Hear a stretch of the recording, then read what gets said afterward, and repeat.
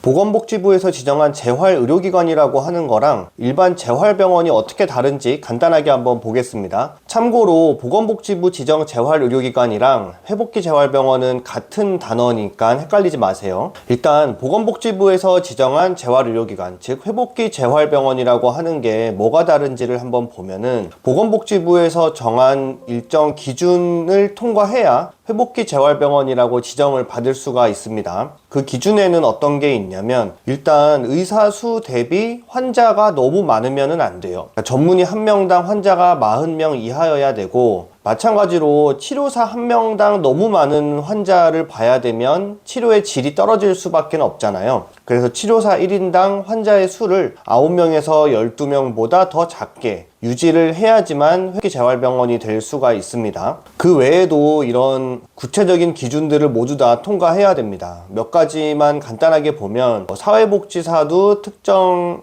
수 이상 있어야 되고, 또 병원의 규모 자체도 너무 작으면 안 돼요. 최소한 60병상 이상은 돼야지 회복기 재활병원으로 지정을 받을 수가 있고, 그 외에도 이런 최소한의 기본 규정을 준수해야 회복기 재활병원이 될 수가 있습니다. 그러니까 회복기 재활병원이라고 하면 일반 재활병원들 중에서 어떤 최소한의 자격 요건은 갖춘 병원이다, 그리고 그것을 보건복지부에서 공식적으로 검토를 해서 인증을 한 거다, 이렇게 생각하시면 됩니다. 자, 그러면 조금 더 자세하게 봐서 그 재활치료의 양을 놓고 보면 둘 중에 어디가 더 유리한가를 한번 보겠습니다. 회복기 재활병원은 일반적으로 하루 4시간의 집중 재활치료를 보장합니다. 이게 회복기 재활병원의 가장 큰 특징이라고 할 수 있는데, 그런데 일반 재활병원도 환자분이 발병 2년 이내라고만 하면 어차피 하루에 4시간의 재활치료 시간이 보장되는 건 비슷하거든요. 그래서 결론적으로 재활치료의 양에 있어서 재활병원이나 회복기 재활병원이나 아주 큰 차이가 없습니다. 단 발병 2년 이내일 경우에 한해서만 그렇다는 겁니다. 그럼 이렇게 질문하실 수도 있죠. 그럼 발병 2년이 더 넘어간 사람은 회복기 재활병원으로 가는 게 좋나? 라고 생각하실 수 있는데, 발병 2년이 넘으면 어차피 회복기 재활병원에는 입원 대상이 되지가 않기 때문에 입원하실 수가 없어요. 그래서 결국은 발병 2년 이내인 분들을 대상으로 저희가 비교를 할 수밖에 없는데, 발병 2년 이내라면 회복기 재활병원과 그냥 재활병원의 재활치료의 양이 비슷합니다. 어떻게 비슷하냐면, 지금 보시는 것처럼 운동치료를 30분씩 하루에 2번, 기구치료도 2번, 전기치료도 2번, 작업치료는 최대 3번까지 가능하기는 한데 실제로 3번 해주는 병원은 많지가 않고 대부분 2번만 해드립니다. 인력이나 공간 같은 거의 이유로 인해서 3번은 못 해드린다고 대부분 병원에서 얘기할 겁니다. 자, 그럼 지금까지 말씀드린 내용은 회복기 재활병원이나 재활의료기관이나 비슷하다라는 내용인데, 그래도 차이가 있겠죠? 어떤 차이가 있는지 한번 보시면 제일 중요한 건 지금 말씀드릴 내용입니다. 뭐냐면, 인지치료나 언어치료는 일반 재활병원에서는 비급여 치료라서 30분에 5만원에서 6만원 정도의 비급여 비용이 발생하는데,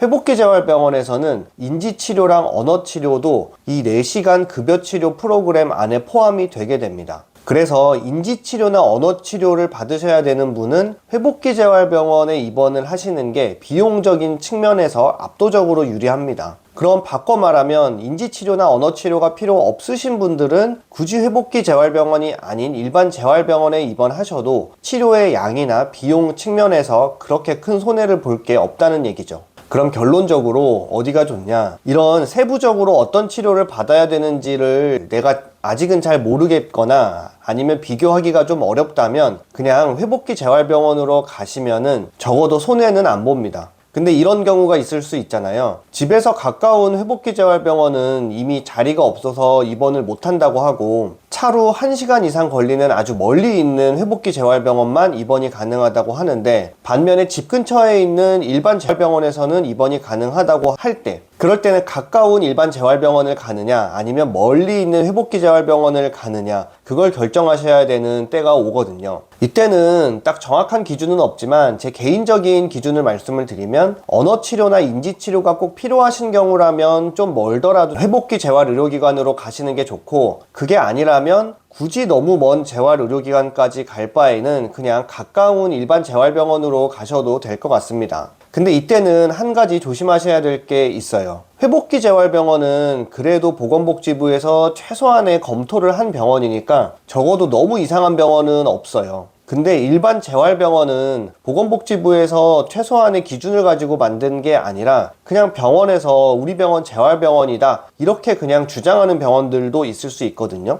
그래서 그냥 재활병원으로 갈 때는 몇 가지 확인을 하지 않으면 운 나쁘면 너무 이상한 병원으로 가서 너무 이상한 치료를 받게 되는 경우도 있습니다. 그래서 일반 재활병원으로 갈 때는 뭘 조심해야 되냐면은 하루 4시간의 집중적인 재활 치료를 할 수 있는지를 꼭 확인을 하셔야 됩니다. 그리고 그 4시간이라고 하는 게 되게 불필요하고 도움도 안 되는 재활 치료면 또 아무 의미 없잖아요. 지금 보여드리는 이 시간표대로 치료를 하실 수 있는지를 병원 측에다가 꼭 확인을 하시는 게 좋습니다. 운동 치료를 하루에 30분씩 하루 2번, 기구 치료도 하루 2번, 전기 치료도 하루 2번, 작업 치료 하루 3번까지 할 수 있는지를 꼭 확인하시고, 아까도 말씀드렸지만 작업 치료는 이론상으로는 하루에 3번 할 수 있기는 한데 대부분의 병원에서 3번은 잘 못 해주거든요. 그러니까 여기서 작업 치료는 한 번 빼서 하루에 2번까지 할 수 있다고 해도 그 정도면 괜찮은 병원입니다. 그런데 이 정도 치료를 못 해준다고 하거나 아니면 이 정도 치료를 해드릴 수는 있는데 비급여 비용이 너무 많이 발생한다거나 라고 한다면은 그 병원은 한번 다시 고민해 보실 필요가 있다는 거죠. 마지막으로 2026년 2월 기준으로 보건복지부에서 회복기 재활병원으로 정해놓은 전국의 병원 명단을 공유하도록 하겠습니다. 이건 인터넷에서 어디든지 쉽게 구할 수 있는 명단이고, 제가 운영하는 네이버 카페 재활상담소에도 올려놨으니까 쉽게 구하실 수 있을 겁니다. 그 재활병원을 알아볼 때 궁금하신 점들이나 아니면 내가 갔다 온 재활병원이 어떤지 그 후기들을 공유하기 위해서 제가 네이버 카페를 하나 운영하고 있거든요. 네이버 카페 재활상담소라는 곳이 있으니까 여기에 궁금한 점 올리시거나 다른 분들이 써놓은 후기들 보시고, 제가 하루에 한 번은 최소한 이 카페에 들러서 질문들에 대해서 대답을 해드리고 있으니까 궁금하신 내용 있으면 자유롭게 올려주시면 좋겠습니다. 이상입니다.